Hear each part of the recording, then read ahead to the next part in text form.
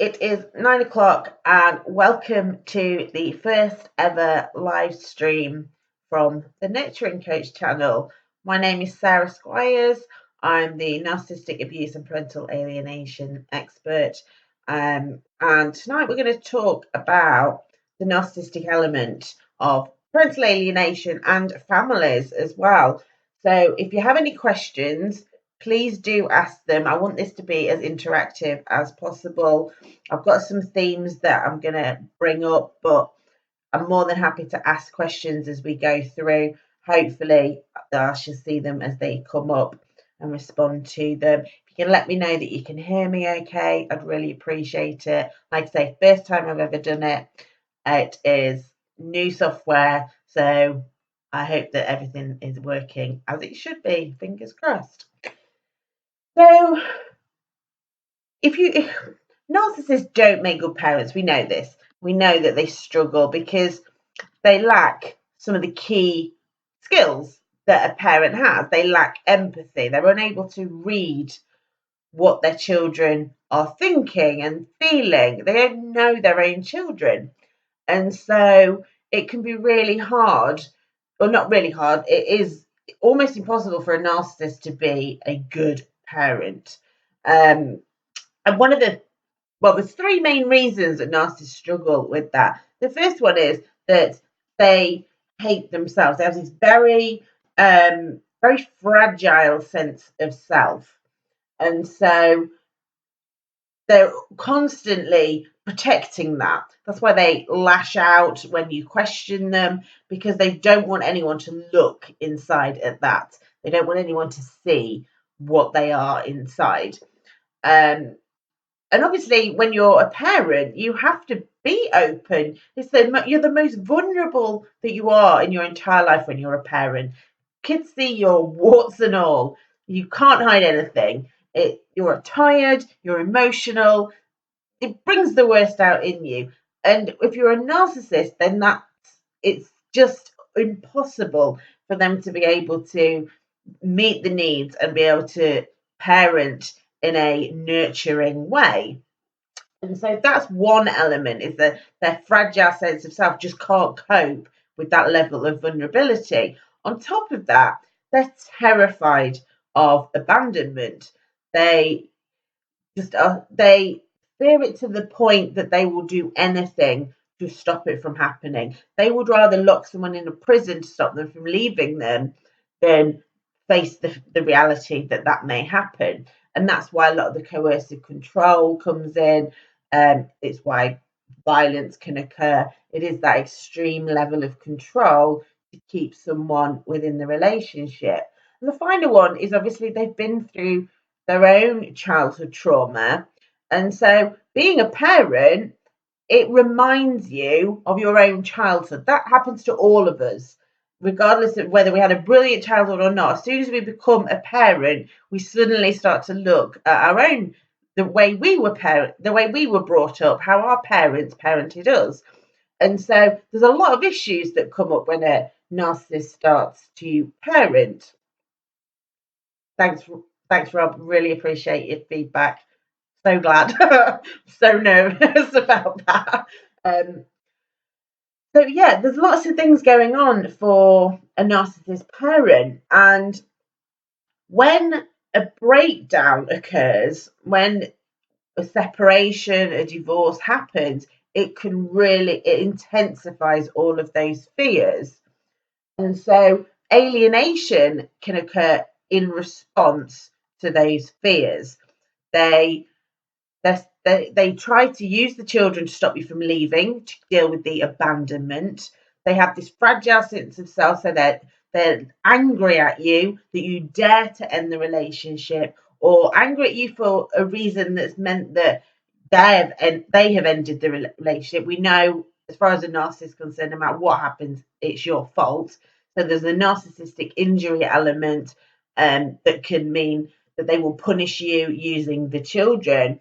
And also it is that childhood trauma that they latch on to the children, and they don't want to go through that. They don't want to go through that trauma again. So they do everything they can to prevent losing essentially, losing the battle. And that is why they will use them. That's three of the main reasons that occur. And you've probably experienced all three of those things. They don't happen in isolation. And it can be really, really difficult because that's not how the rest of us think. The rest of us, we go into relationships hoping that they last. Particularly when you have children, you want more than anything to keep this unit, this strong family unit, because you know that that's the best place for a child to develop and for them to grow up and for them to have the best possible outcomes.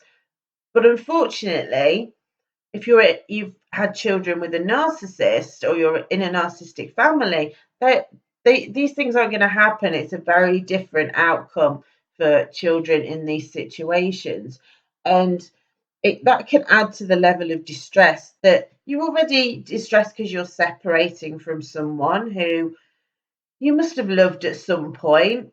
You realize they're maybe not the person you thought they were, so you're dealing with your own emotions, your own feelings of depression and sadness that has come to an end.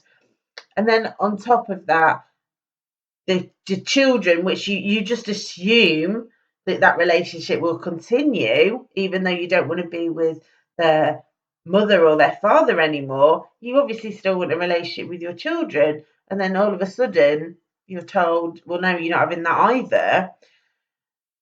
And it's just ridiculously confusing because it's not the way the rest of us think. The rest of us know that that's not what happens. It's not the way it should be. That children aren't bargaining chips.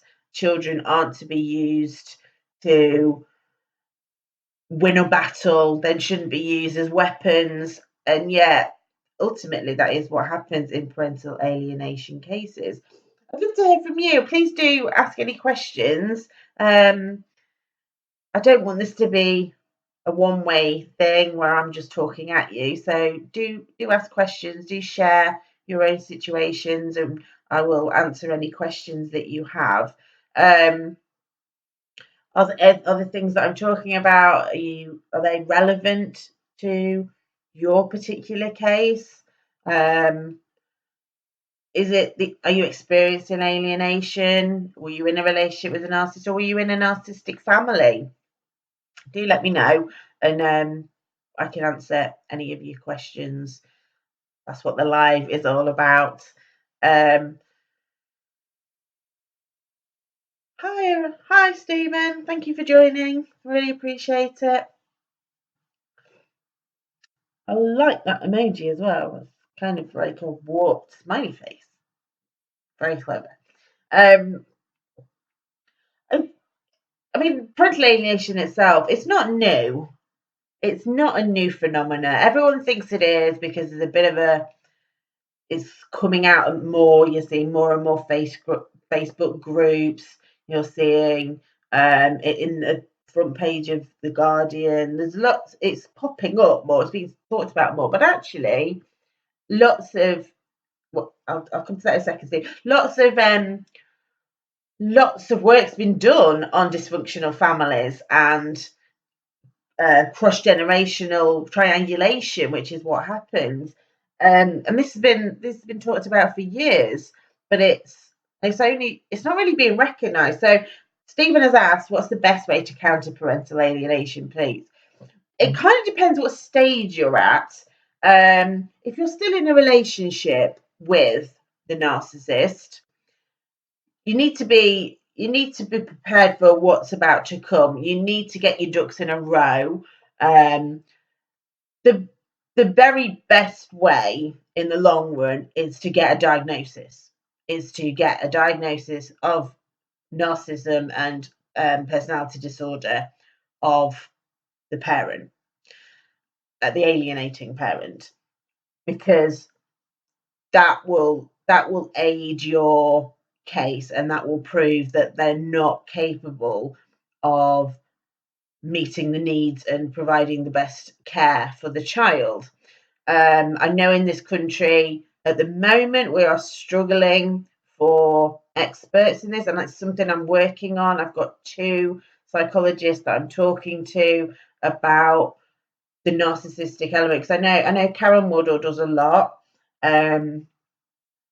but I like Childress's work. It fits better with my own experience, and it fits better with my understanding. And that's what I want. I want to find a couple of psychologists who will become experts in that, and so that you can then apply to the court for this expert psychologist to assess and then get you that diagnosis. That's ultimately the number one way to do it, because the narcissist won't deal with court orders. They don't care about court orders.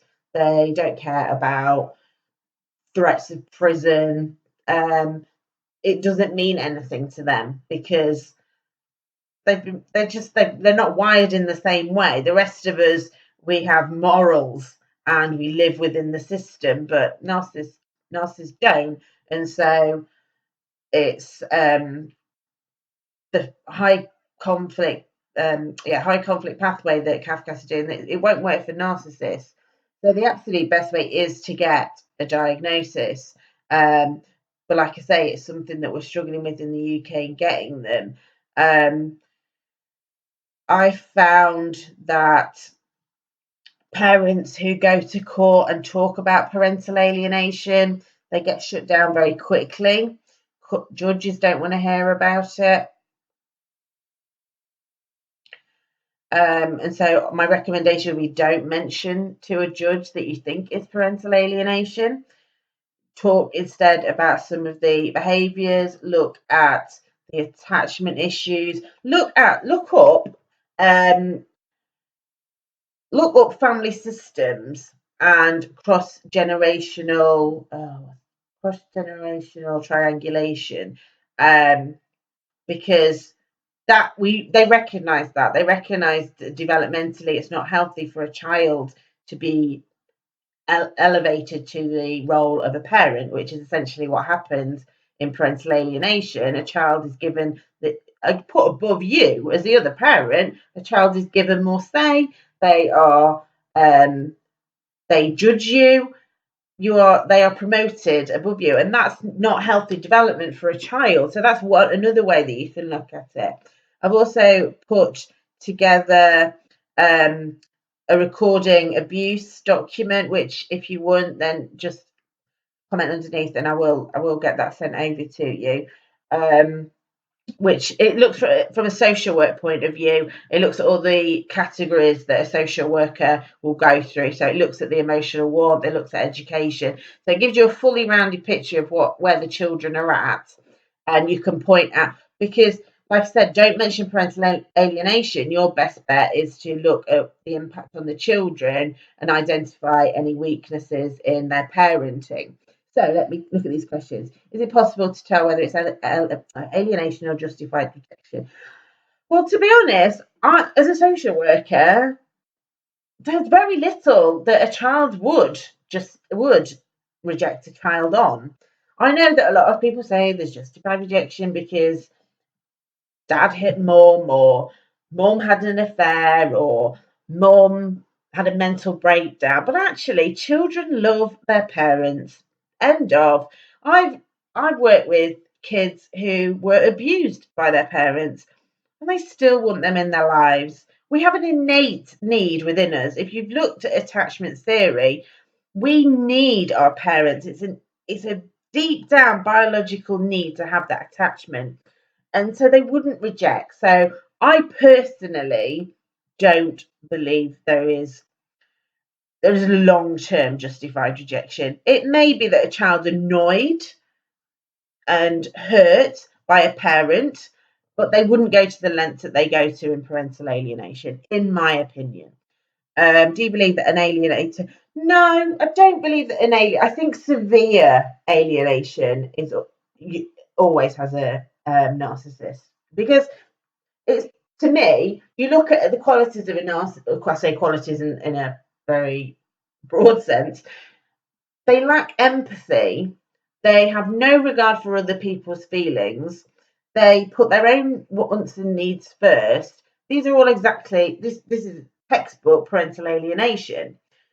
No other personality disorders, no other normal human being would think that this was an okay way to treat. What you do have, you can have parents that are pissed off. You can have a parent who, say, they had an affair and they're angry and they're hurting, and for a period of time they think, why should they get to see their kids when they've done this to me?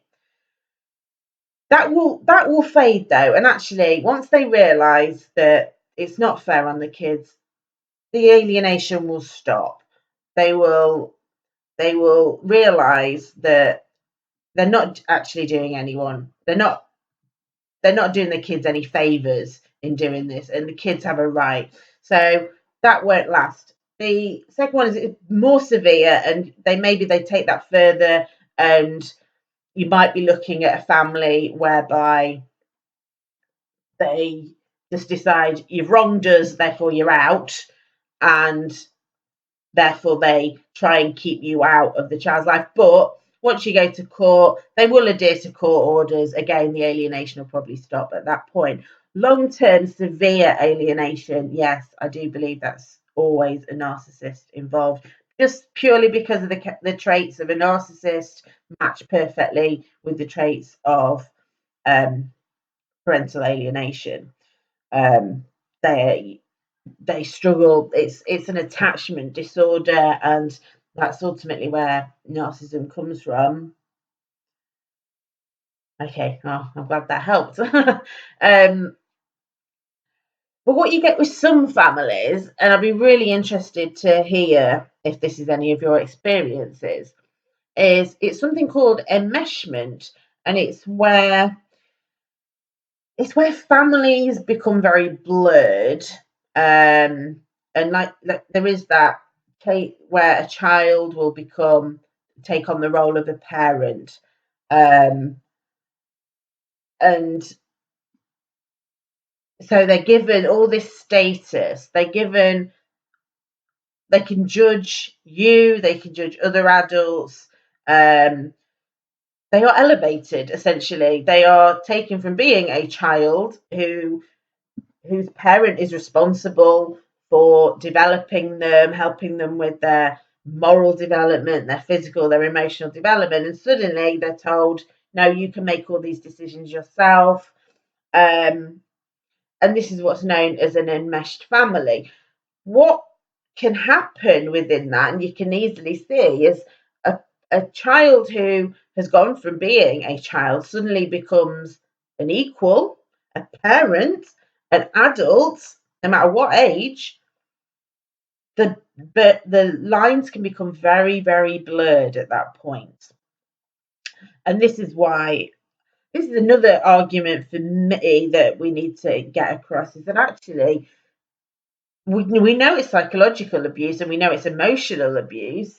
Just elevating that child to that status is those things. But actually, if you're elevating a child to an adult status, what about sexual abuse?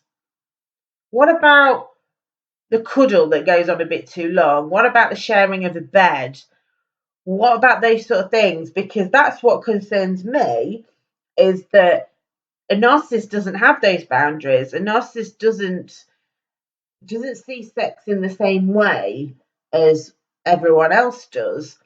So that that's a concern, and that's something for me that needs to be explored more, is the sexual abuse element of parental alienation. Because you've got an alien, if you've got a child who's alienated from the one parent who they were close to, and they're suddenly with this parent who they've been aligned to, who's given them all this power, so they're obviously gonna want that. They want to keep that power. What are they going to do to please that parent?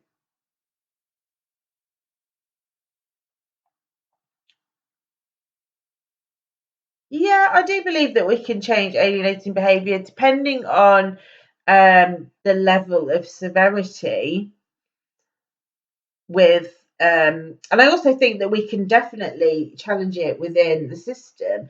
Again, it goes on an individual case by case basis, and what the psychology of the parent is, because a narcissist will go to any length to win. A narcissist won't stop until they win. If they feel they're going to lose, then they'll go to extreme measures. So it's about managing that risk, essentially. And if you've got a good team on your side, which is exactly what I'm trying to do, I'm trying to build up this team so that here in the UK, we can nail it. We've got it solved. We know that if there's a parental alienation case going, this solicitor knows what they're doing. This expert is the person to go to. And we can just get it sorted really quickly, get that child removed, and get that relationship back on track as quickly as we possibly can. It's a task, I'm aware of that, but that's my aim, is that yes, we can stop parental alienation. We absolutely can. We have the power to stop it. There's going to be cases that we can't, and there'll be the really severe cases. But the quicker we can identify risks, the quicker we can educate people on what's going on, quicker we can get professionals on board with that, the quicker we can remove the kids to reduce that risk. And that's where I want it to go. That's the aim of the work that I do, is to get to that point where we know that you're in a relationship with a narcissist and you think, right, I want to end this relationship, but I think they're going to use the kids. What do I need to do? What ducks do I need to get in a row? Who do I need on board? You go and have those conversations. You get everything ready so that when that relationship ends, you're armed. You're good to go, because they get an army. They have all their flying monkeys around them, telling everyone that you did this to them, you did that to them, you did this to the kids. So we create a counter army. We create a more powerful army. We create an army of people who have power. We create an army of decision makers rather than little minions that the narcissist will have. So that's the long term. You personally, Rob? Probably not, depending on who. If they're the middle category or the less severe category, it would be around communicating what's in the best interest of children. There's so much evidence out there that shows why having both parents in a child's life is beneficial to the child. There's no evidence that says lone parenting is a better option when the other parent is about. Obviously, death, things like that, things that are completely out of control, fathers who are in the army, that kind of thing. But so if you think that there's a possibility that the alienator would be open, and you know what their pathology is, then I would get that information. I would share with them some information about the damage that not having both parents can have, and appeal to that side, appeal to the side of them that does care about their kids. If you believe that they love their children, then you should be able to convince them. No, a narcissist would never realize they were narcissistic. As far as a narcissist is concerned, they are right, everyone else is wrong. That there is nothing wrong with a narcissist. And this is the difference between personality disorders, and this is why I have an issue with the diagnostic, is that someone with borderline, for example,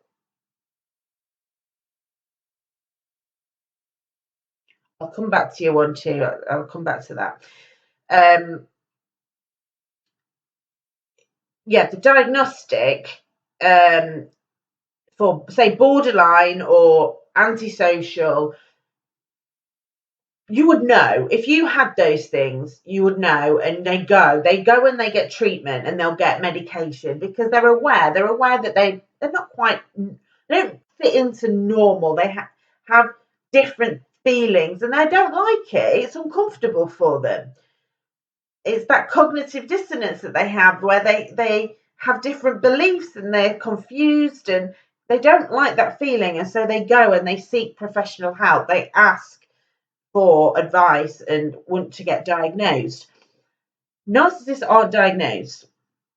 Less than 6% of the population are diagnosed with narcissism. And yet there's 1 in 100 people that have traits. So that's a massive difference between how many people have the traits and how many people are diagnosed. And that's because they're not accessing services. The only time a narcissist will be diagnosed is when they commit a crime. And if you ever watch Criminal Minds, like I do, then you hear that a lot. You hear a lot about these people are narcissistic because that's what they do. That is part of their personality, is that they think that they're better than everyone else, so they'll take whatever they want. And this links into the parental alienation. They think they're better than everyone else, so the kids belong to them. They can do whatever they like. Right. The danger of parental alienation. Narc said abuse disclosed by child is parental alienation, and judge believed her. Have you come across this? Right. I'm just going to double check that I've got this right. So the narcissist disclosed that the child has been abused by the alienated parent. The judge believed that the alienated parent had abused the child and therefore was able to remove contact. And that's how parental, is that right? Just let me know if I've got that right before I answer. Otherwise I'm going to go down the wrong path and I don't want to waste your time. And yes, I have, if what I've just said. Oh, so the child disclosed abuse by the narcissist. Okay. Well, if the child has disclosed abuse by the, yeah, this does happen. So, okay, the narcissist abused the child, and the narcissist is now saying that not being allowed to see the child is parental alienation. Okay, well, it's not. It's in the best interest of the child that the narcissist isn't allowed near the child because they've abused them. And the narcissist will use anything to gain control again. Plus the fact they won't see it as abuse. They will not see what they've done as abuse. They could have kicked their head in and they will say that the child deserved it. That's how a narcissist thinks. That's how twisted their mind is. So they don't think they've done anything wrong. So again, they assume you're wrong, the judge is wrong, everyone else is wrong because you're now stopping them from seeing their child. You're stopping them from having the control over the child. They don't care about seeing their kid, by the way. They don't care about the child. They care about the control that has been taken away. So 100% agree that this child should not be left alone with abused narcissist. Supervised contact at most. That would be, as a social worker, that would be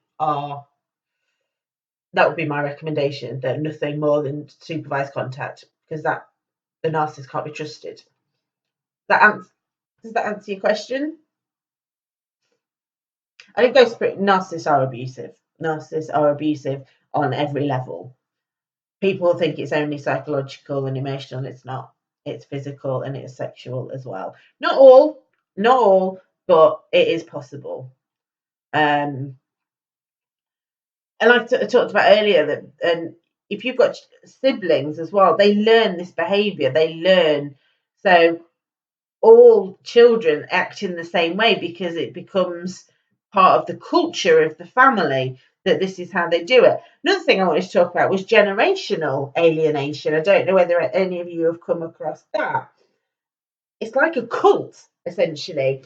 And you find that some families, and I'm gonna talk about female narcissists in this just for a short period of time, and I'm not gender biased whatsoever, but you'll sometimes find that female narcissists in these cult-like families, there'll be no parents. So grandparent will be a single parent, mum will be a single parent, daughter will be a single parent. There's no men whatsoever involved because they've alienated men all the way through, because they've got this cult-like status where women have the hierarchy within the family, and they don't want the men essentially involved.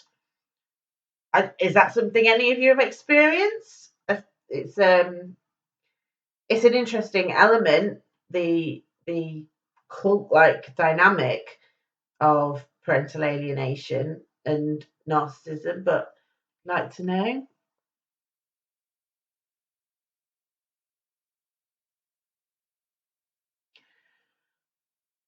Okay, well then the judge is a complete and utter retarded so-and-so.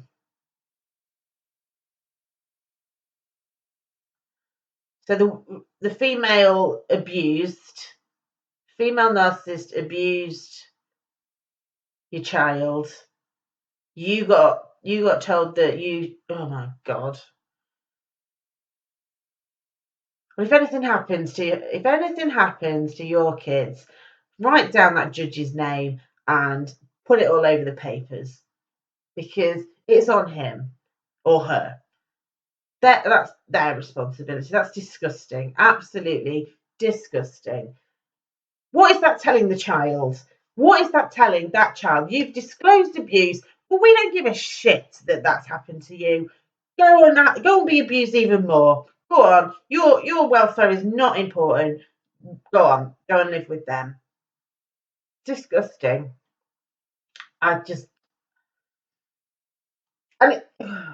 You know what? That's gender bias. Well, that is utter gender bias. If that had been the other way around, if you'd have been accused, you as the man had been accused of abuse, if your child had said that you had abused them, you'd have supervised contact. He wouldn't let you within an inch of them. But because it's a woman, boom. And I'm sorry, I'm a woman myself, obviously, and I don't want to get into a gender debate about it, but that is utter gender bias. No. It's just unbelievable, isn't it? And you think at that point that when Kafkas have supported you and said it should be supervised contact, you think, oh, thank God, my kids are going to be safe. And then some idiot swear word judge makes that choice. And I just feel for your kid. I really do. That's to disclose that. Imagine that. They've disclosed it. They've admitted something horrendous has happened to them. They've admitted that. And they've been ignored and they've been made to go back. Now, don't get me wrong, there are cases where there are false allegations of abuse.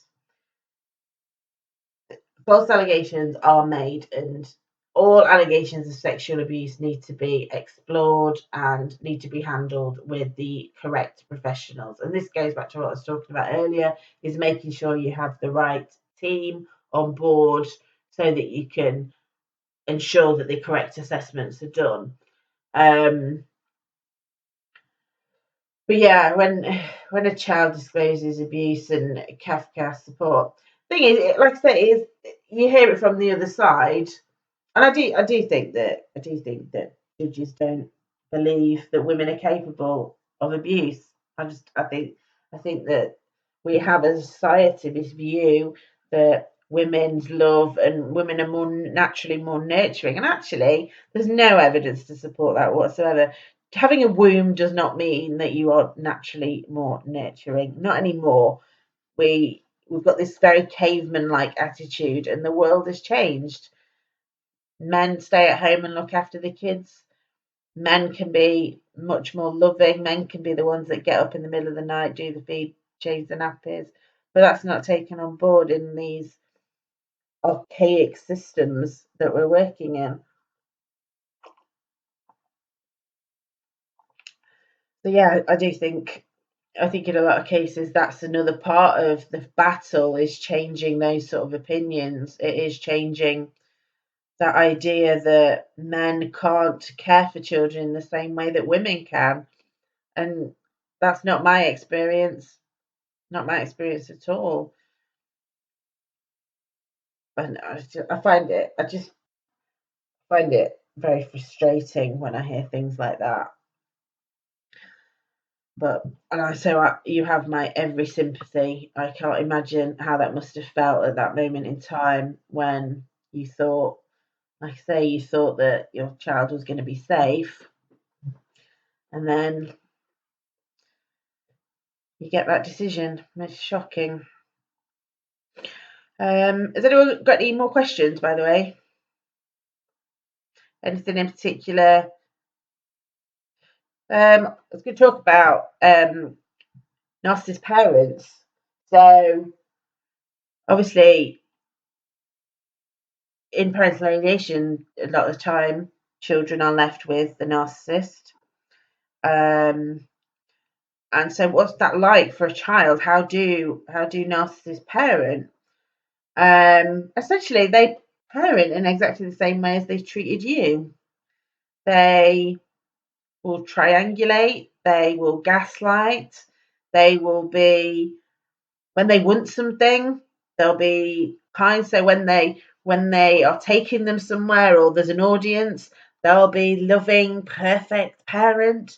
Behind closed doors, they'll be angry, they'll be withdrawn, they will be push and pull. One minute they want them close to them, they want them to be their surrogate partner and cuddle up to them. The next, they're shouting at them because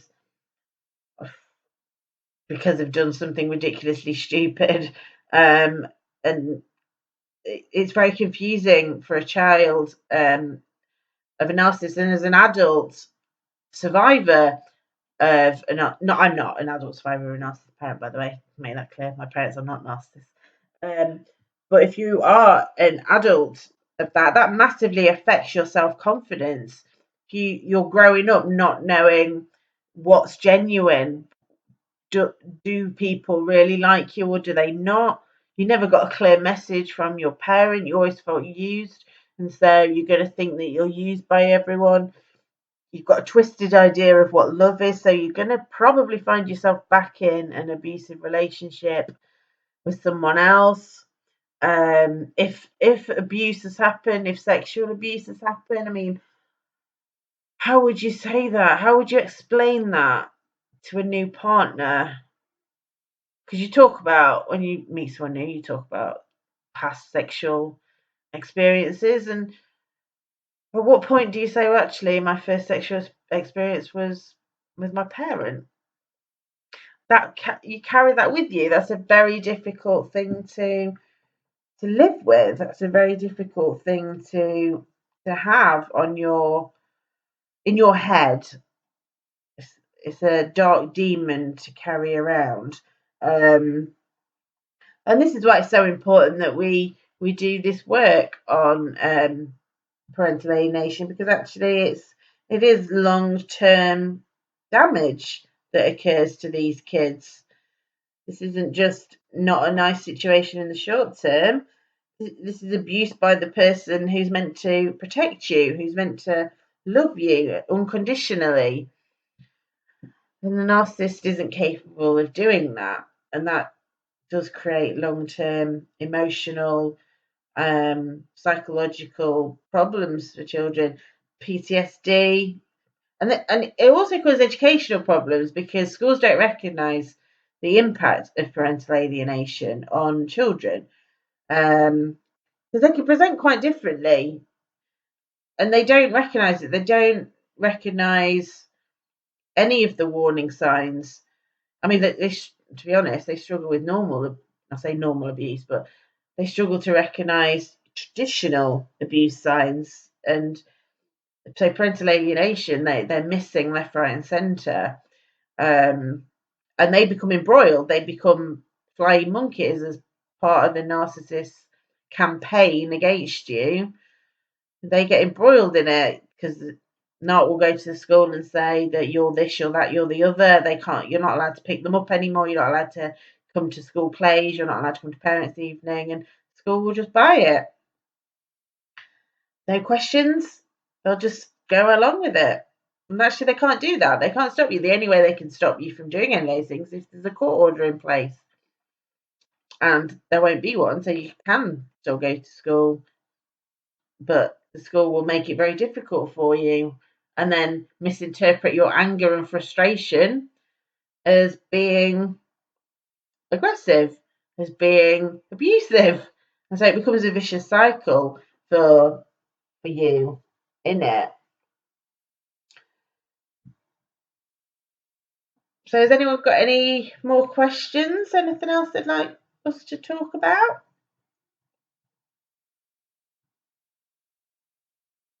It's getting towards that time of night. It's a Sunday night that people are starting to get ready for bed. So if there's no more questions, I'm going to wrap it up in a couple of minutes.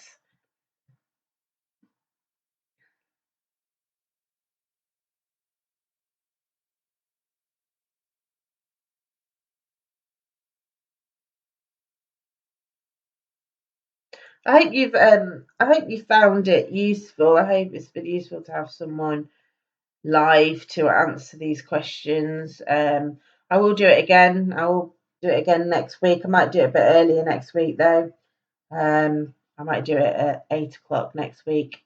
If you do me a favour, if you subscribe to the channel, you get to find out first of all when the next live is, and I do release videos throughout the week covering narcissistic families, narcissistic abuse, and parental alienation.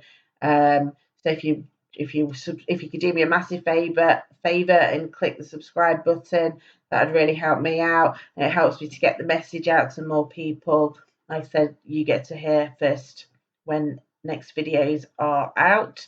If you do want to connect, you can find me on Facebook. Fan page is The Nurturing Coach. I obviously post regularly from there, so if you need anything, you can PM me from there or comment below the video. If you want to email me, it is inquiries@thenurturingcoach.co.uk. I am here to help. That is my aim, is to just be here for you, to help educate others as well, because it's a lonely place when you're experiencing parental alienation. You feel like no one understands, no one believes you. You can't understand why no one else can see what's really going on when it's so blatantly obvious.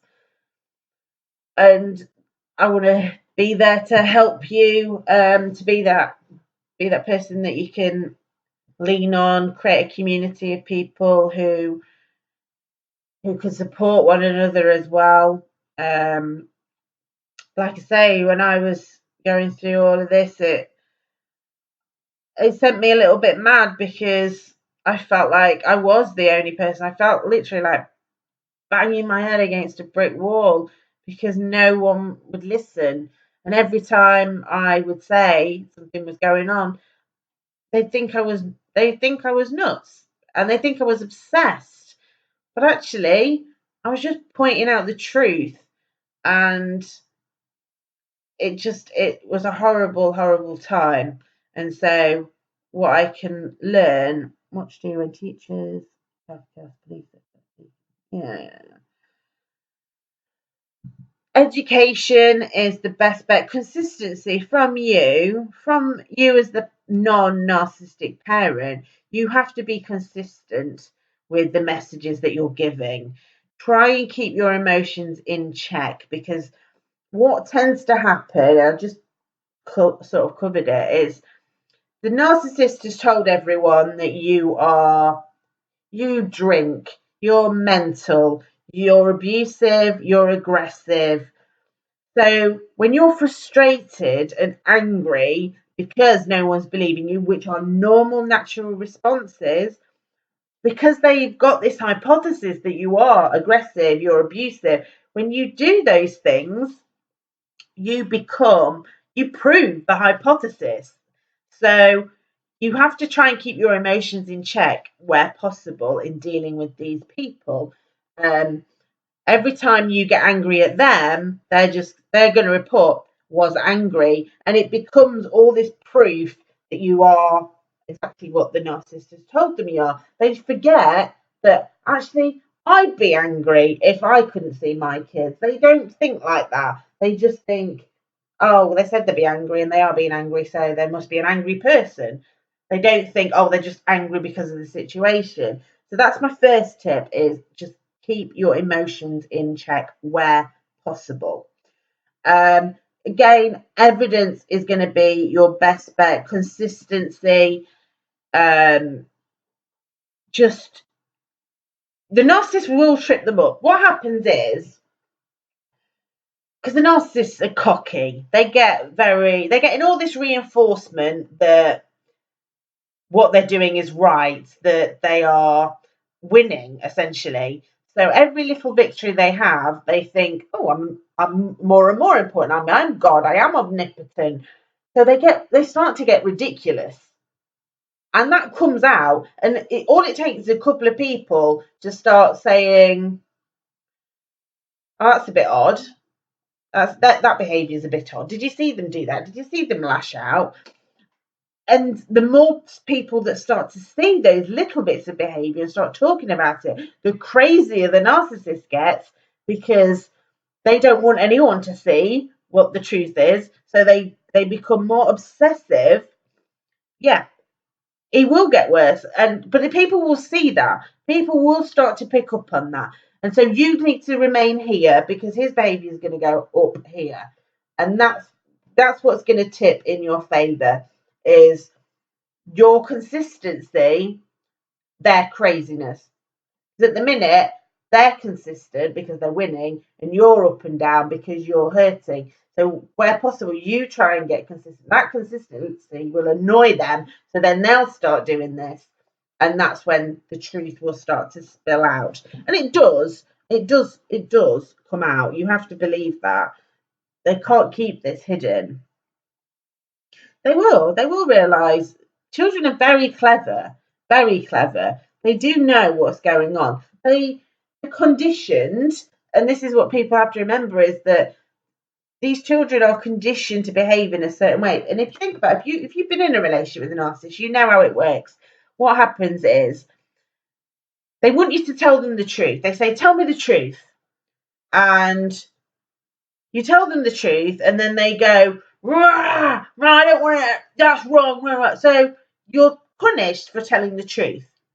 So the next time you tell a lie, they ask you a question, you tell them a lie. Then they get angry because you tell them a lie. So then you just modify your behaviour. You change your behaviour. And that's what children do. They realise that if they tell the truth, they get shouted at. If they lie, they get shouted at. So they have to change their behaviour. And that's when they start agreeing with them and alienating you, because that's the only way that's the easiest route for them. They don't get shouted at if they do that. It is heartbreaking. It is absolutely heartbreaking. The more we work together, the more we do things like this, the more we expose the reality of it, the more the cracks will start to appear. There is a movement coming. I can feel it. I can feel that change is coming. It won't happen overnight. There's a lot of layers to this, but we can change things. I'm committed 100% to changing it. I'm doing everything I can. I train professionals on the narcissistic element of parental alienation. I'm in the process of getting a charity set up to support guys like you who are going through this, so we can have all the therapy, alternative therapies, group therapies, peer group, everything, so that we can make it better. And that's what I wanted. That's what I wanted it to. It is a scary time when they get like this. They're at their most dangerous, so it's important you do keep yourself safe. Have plans in place to protect yourself. Try not to ever be alone with them where possible. And be aware. But yeah, looking for those subtleties in their changes is going to be one of the best things that you can do to protect yourself and the kids. And one of the best things you can do for your kids, and I haven't had time to cover this tonight, so we'll probably do it next time, is building the self-esteem of your kids, because the narcissists prey on any vulnerability. So where you can shore up those holes in your kids' vulnerability, you're going to make them less susceptible to the manipulation of the narcissist. And that's hard when they've got a narcissist parent, but there are things you can do, and we will cover that. I will do another live stream next week, and we'll probably look at it from. We might talk about lies and why children lie, and what you can do to protect your kids. You have to trust. You have to trust in your boy. You have to trust in the eldest. Sorry, I assumed he was a boy there. It might be a girl. I apologise. You have to trust in your eldest that they will talk to you, that they will talk to someone. If there is a severe problem, then they will talk to them. And so every time you have contact with your eldest, boost their self-esteem, make sure you're giving them lots of praise, lots of consistent love, all those things, and let them know that it's okay to talk about their feelings, and just give them that environment to do that. And it is hard. It's very sad knowing that your child's in an environment like that. But on the flip side, it does build resilience, right? Thank you. Any advice? Really appreciated. I'm trying to give.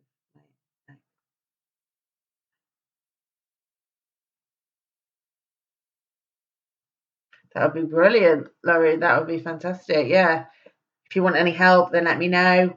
I'll speak to lots of people, so if you need people to be involved, I'm sure there's lots of people who'd be happy to share their story. We just need to get it out there. We need to talk about it. We need it to be mainstream, in the same way that transgender or homosexuality or domestic abuse were issues that weren't talked about. It is time that we push this out there, and actually we got it talked about, we got it accepted that it's a real issue, and got people misinterpret it. People don't understand what parental alienation is, so educating people on what it is, talking about the reality of it, talking to children that have been through it. All of these things are going to help. This is how we are going to crack the nut, and we will. I guarantee that it will happen. It's just going to take time, and it is multi-layered and a very complex. We're in a very complex system because there's so many different players involved, but we can absolutely do it. No, you've got nothing to be ashamed about at all. And this is the thing. Narcissists are very good at making you feel as though everything's your fault. And actually, it's not. This is all them. They've created this environment. No matter, even if you've wronged them in some way, even if you lashed out at some point, even if you left them for someone else, they've created that environment. They've created an environment where you couldn't go to them and say, you know what, I'm really unhappy. I don't want to be here anymore. So they left you with no choice than to do something. And I'm not advocating or condoning. I'm just saying that the narcissist creates an environment where you cannot speak the truth. You cannot be honest about who you are and what you feel, because they punish you for it. And so when things happen, it is. And astonishing fact for you, one narcissist impacts 60 lives. Imagine that. 1 in 100 people have those traits and 60 people. So yeah, the figures are astonishing. And this is what I mean. It's not a small thing. I'm gonna put in here, put my website where you can get in touch, and also the Facebook.